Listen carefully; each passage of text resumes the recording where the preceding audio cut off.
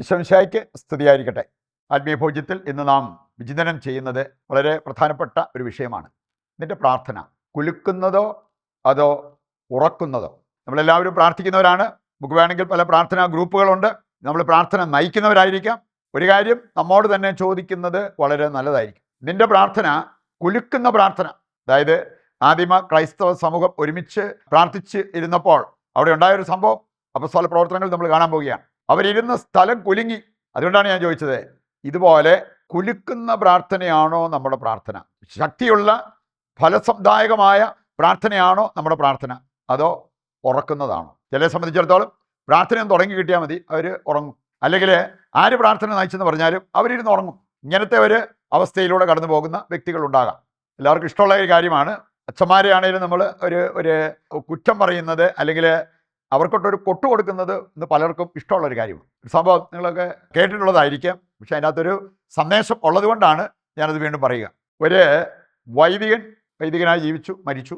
ഒരു വാഹനം ഓടിക്കുന്ന വ്യക്തി, അദ്ദേഹവും മരിച്ചു. ഒരു ഡ്രൈവർ, രണ്ടുപേരും അവർ സ്വർഗത്തിലേക്ക് പ്രവേശിക്കുന്നതിന് മുമ്പ് ഡ്രൈവർക്ക് ഡയറക്റ്റ് പ്രവേശനം. പക്ഷേ അച്ഛനോട് പറഞ്ഞു കുറച്ച് ശുദ്ധീകരണ സ്ഥലമുണ്ട്, അതുകൊണ്ട് അവിടെ ഇരിക്കുക. അപ്പോൾ അച്ഛനിങ്ങനെ തിരിച്ചു പറഞ്ഞു, ഞാൻ ഒരു നല്ല വൈദികനായിട്ട് ജീവിച്ചതാണ്, എന്നിട്ട് ആ ഡ്രൈവറെക്കാൾ എന്ത് നീറ്റായിട്ട് ഞാൻ ജീവിച്ചതാണ്, പുള്ളിയെ നേരെ വിട്ടു, പക്ഷേ എനിക്ക് ശുദ്ധീകരണ സ്ഥലം. ഉടനെ തിരിച്ചു പറഞ്ഞൊരു കാര്യം, വലിയ കട്ടിപ്പണിയൊന്നുമില്ല, ഇവിടെ ആകപ്പാടെ ഈ ശുദ്ധീകരണ സ്ഥലം എന്ന് പറയുന്നത് അച്ഛൻ പ്രസംഗിച്ച എല്ലാ പ്രസംഗങ്ങളും റെക്കോർഡ് ചെയ്ത് വെച്ചിട്ടുണ്ട്, അതിവിടെ ഒന്ന് ഇടും, അതൊന്ന് കേട്ടാൽ മാത്രം മതി. എന്നിട്ട് അവിടെ സൂചിപ്പിച്ച ഒരു കാര്യം, അച്ഛൻ പ്രസംഗിച്ചപ്പം ജനമിരുന്ന് ഉറങ്ങി. പക്ഷേ ഈ ഡ്രൈവറുടെ കാര്യമുണ്ടല്ലോ, പുള്ളി വണ്ടി ഓടിക്കാൻ തുടങ്ങിയാൽ ആ വണ്ടിക്കകത്തുടന്ന് ഉണ്ടായിരുന്ന എല്ലാവരും തീക്ഷ്ണമായിട്ട് പ്രാർത്ഥിക്കുമായിരുന്നു. കാരണം അവർക്ക് ഓരോറപ്പുമില്ല ലക്ഷ്യസ്ഥാനത്ത് എത്തുമെന്ന്.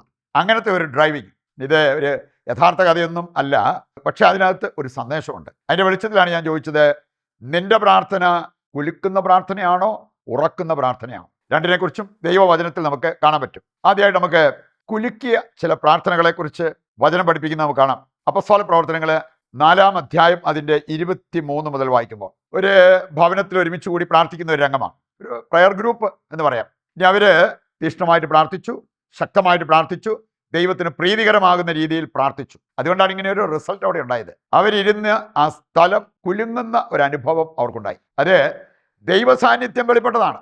ദൈവസാന്നിധ്യം വെളിപ്പെടുന്ന എപ്പോഴാണ്? നല്ല പ്രാർത്ഥന നടക്കുമ്പോഴാണ്. മറ്റൊരു സംഭവം നമ്മൾ കാണുന്നുണ്ട്. അപ്പോസ്തല പ്രവർത്തനങ്ങൾ 16-25 മുതൽ പൗലോസും സീലാസും ജയിലറയിൽ ഒരു നല്ല കാര്യം ചെയ്താണ്, എന്നിട്ട് അവർക്ക് ഇങ്ങനെ ഒരു ശിക്ഷ കിട്ടി. അവരെ ജയിലിൽ പിടിച്ചിട്ടു. അർദ്ധരാത്രിയിൽ അവരവിടെ കിടന്ന് പരാതി പരിഭവം പറയുകയല്ല ചെയ്ത്, ഉണർന്നിരുന്ന് ദൈവത്തെ സ്തുതിച്ച് ആരാധിച്ച് പ്രാർത്ഥിച്ചു. അതിൻ്റെ ഫലമായിട്ട് ഉണ്ടായൊരു കാര്യം, കാരാഗ്രഹത്തിൻ്റെ അടിത്തറ കുലുങ്ങി.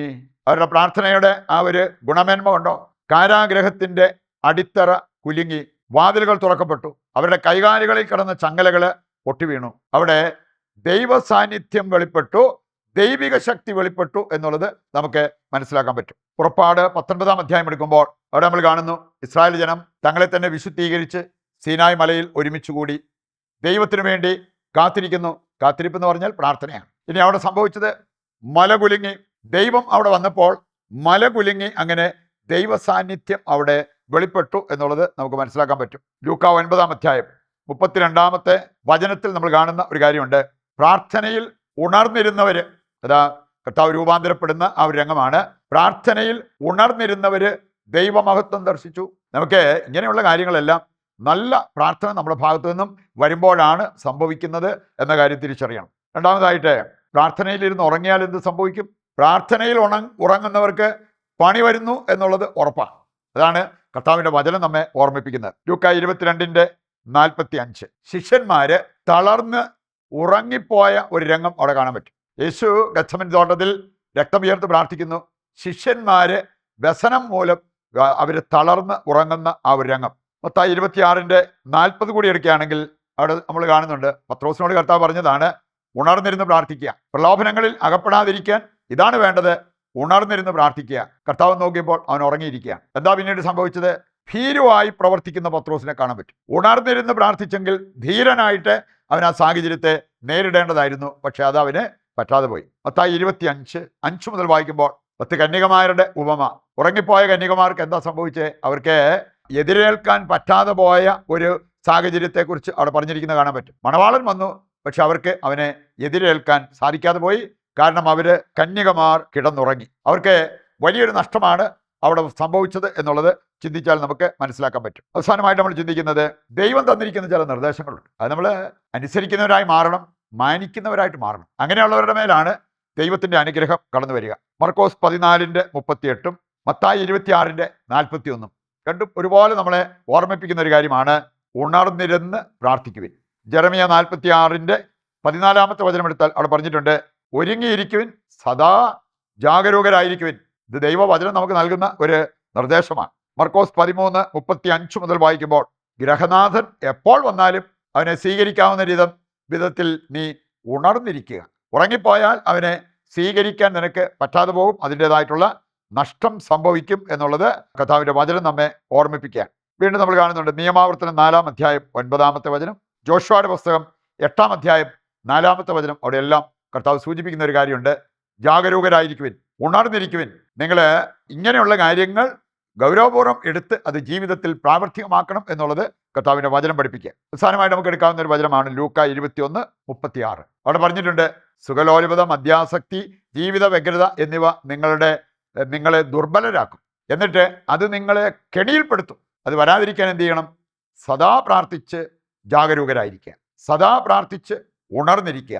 ഇതാണ് ദൈവം നമുക്ക് ദൈവമക്കൾക്ക് നൽകിയിരിക്കുന്ന സന്ദേശം. ഇത് മാനിച്ച് പാലിച്ച് മുമ്പോട്ട് പോകുവാനുള്ള തീരുമാനമെടുത്ത് അതിനുവേണ്ട കൃപയ്ക്കായി ദൈവത്തോട് നമുക്ക് പ്രാർത്ഥിക്കാം. ഇതിൻ്റെ എല്ലാ നിയോഗങ്ങളും കർത്താവിൻ്റെ കരങ്ങളിൽ ഏൽപ്പിച്ചുകൊണ്ട് ശിരസ്സ് നമിക്കാം. ദിവ്യകാരുണ്യത്തിൻ്റെ ആശീർവാദവും നമുക്കിപ്പോൾ സ്വീകരിക്കാം. ദൈവത്തിൻ്റെ വചനത്താൽ നമ്മുടെ ഹൃദയങ്ങളെ നമ്മൾ നിറച്ചു. നമുക്കിനി ദിവ്യകാരുണ്യത്തിൻ്റെ ആശീർവാദത്തിനായിട്ട് ഒരുങ്ങാം. നമ്മുടെ എല്ലാ ആവശ്യങ്ങളും, നമുക്ക് ആർക്കെല്ലാം വേണ്ടി പ്രാർത്ഥിക്കാനുണ്ടോ അവരുടെ ആവശ്യങ്ങളും ദൈവകരങ്ങളിൽ ഏൽപ്പിച്ചുകൊണ്ട് താഴ്ന്ന സ്വരത്തിൽ കർത്താവിനെ സ്തുതിച്ച് ദിവ്യകാരുണ്യത്തിൻ്റെ ആശീർവാദം സ്വീകരിക്കാം. യേശുവേ നന്ദി, യേശുവേ സ്തുതി, ഹല്ലേലൂയ ഹല്ലേലൂയ, യേശുവേ ആരാധന, യേശുവേ നന്ദി.